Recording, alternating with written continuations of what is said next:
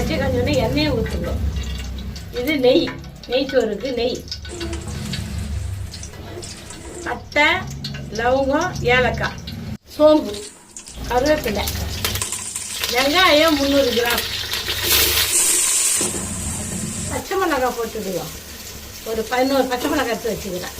இப்போ இஞ்சி பூண்டு 2 டீஸ்பூன் 3 டீஸ்பூன் அளவு, 3/4 கப்பு தயிர்.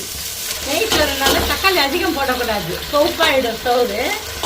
அதனால ஒரே ஒரு தக்காளி, ஒரு பெரிய தக்காளி 1, மற்றபடி புதினா கிள்ளி வச்சுக்கிறேன், அது போட்டுக்கிடுவோம். தேவையான அளவு உப்பு, 1க்கு 1.5 தண்ணி ஊற்றிடுறேன். 1 கிலோ பாஸ்மதி ரைஸ் ஊற வச்ச அரிசி மூடிடுங்க.